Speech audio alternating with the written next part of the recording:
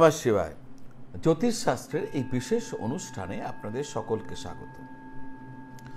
28শে November 2025 Shanidev মার্গী হয়েছেন,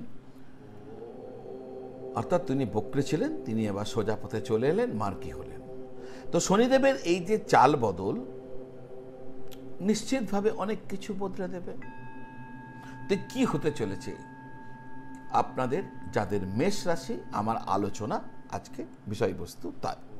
দেখুন, মেষ রাশির ক্ষেত্রে কর্মভাব এবং আয়ভাবের মালিক গ্রহ শনিদেব তার উল্টো চাল ছেড়ে দিয়ে এবার সোজা চলন শুরু করেছেন 2025 28শে নভেম্বর থেকে।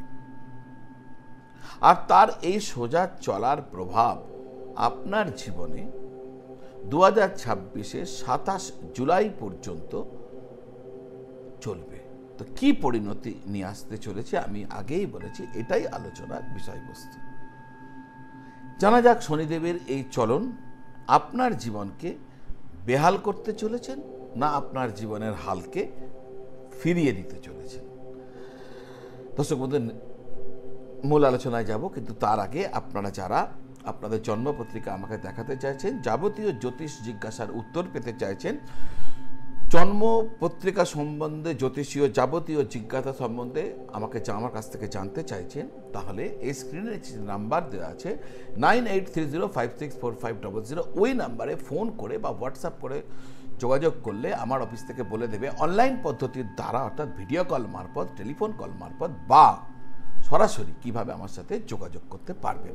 যদি প্রয়োজন হয় ওই নম্বরে খোঁজ করে নেবেন। দর্শক বন্ধু, শনিদেব কর্ম এবং আয় ভাবের অধিপতি হয়ে আপনার দ্বাদশ ঘরে এসে বসেছেন। শনিদেব যখন মার্গী হন তখন যে সমস্ত কাজ আটকে ছিল না, সেগুলো দেখা যায় সেই সমস্ত কাজ গতি পেয়ে যায়, দেরিতে হলেও কাজে উন্নতি ঘটে। এটা একটা জেনারেল ট্রেন্ড। যারা বিদেশ সংক্রান্ত কোনো রকম কাজ করে চলেছেন বা কাজ করতে চলেছেন, যারা এক্সপোর্ট ইম্পোর্টের কাজ করছেন, যারা বিদেশে গিয়ে কাজ করার জন্য প্রচেষ্টা করে চলেছেন, তাদের জন্য এই সময়কাল অনুকূল হতে চলেছে। দূরে গিয়ে কাজের চেষ্টা বা কাজের জন্য দূরে যাওয়া আপনার এই সময়কালে ঘটবার সম্ভাবনা প্রবল।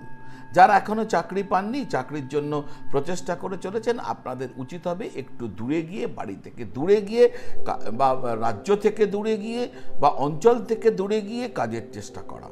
যারা ব্যবসা করছেন তারা যদি প্রবাস বা বিদেশকে কেন্দ্র করে কোনো রকম প্রচেষ্টা করে ব্যবসায় এগোবার চেষ্টা করেন, তাহলে নিশ্চিতভাবে আপনার সেই প্রচেষ্টা আপনার জন্য অনেক শুভত্ব নিয়ে আসবে। দীর্ঘদিনের বকেয়া টাকা ফেরত পাওয়া সম্ভব হতে পারে। কর্মক্ষেত্রে ইনক্রিমেন্ট বা স্যালারি গ্রোথ আপনি দেখতে পারেন।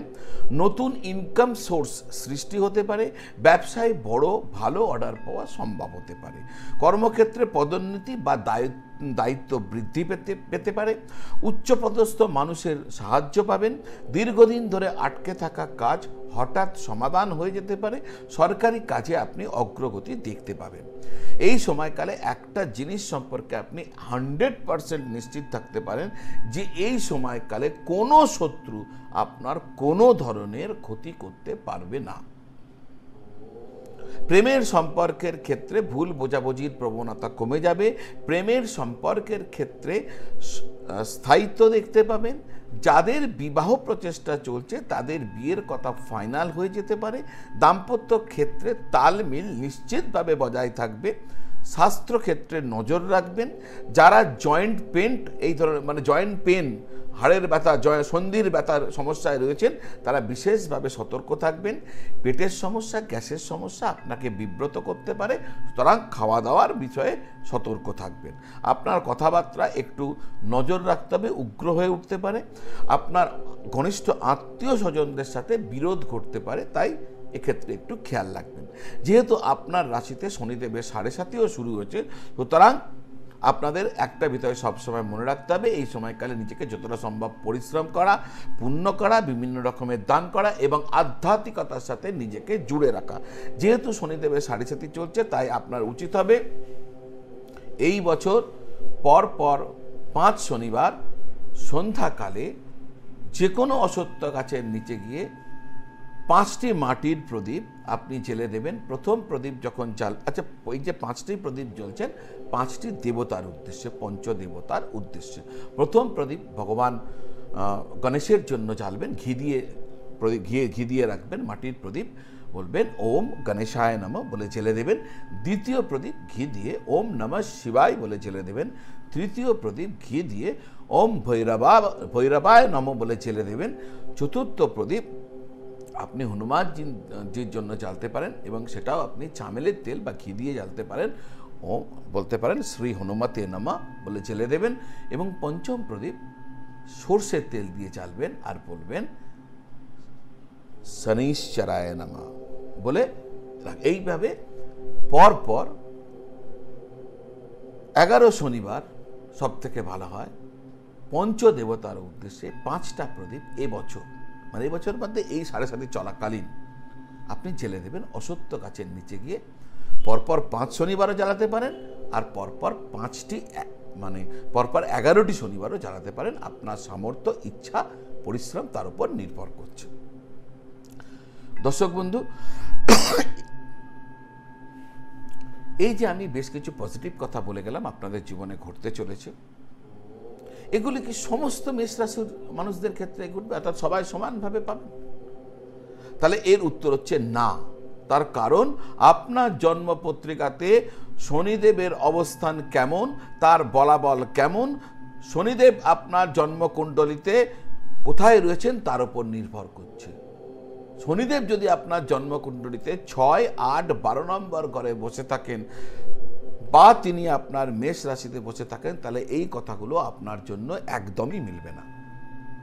পাশাপাশি কোন দশা অন্তর্দশা চলছে সেটাও কিন্তু দেখতে হবে। সুতরাং যারা ভালো করে বিষয়টি বুঝতে চাইবেন তারা অভিজ্ঞ জ্যোতিষ ব্যক্তিত্বের কাছে গিয়ে কি হতে চলেছে তার একটা ধ্যান ধারণা নিয়ে নেবেন, যদি আগ্রহ হয়, জিজ্ঞাসা থাকে তাহলে। দর্শক বন্ধু, আজ এই পর্যন্ত। কন্টেন্ট ভালো লাগলে লাইক করবেন, কমেন্ট করবেন। যারা আমার চ্যানেলটি এখনও সাবস্ক্রাইব করেননি, বেল আইকনটি প্রেস করে চ্যানেলটি সাবস্ক্রাইব করে দেবেন। আপনার আত্মীয় বন্ধু বান্ধবদের সাথে এই ভিডিও শেয়ার করবেন, এই তথ্যগুলি তাদের কাজে লাগতে পারে। আপনারা সকলে ভালো থাকুন আর সকলকে খুব খুব ভালো রাখুন। নমঃ শিবায়।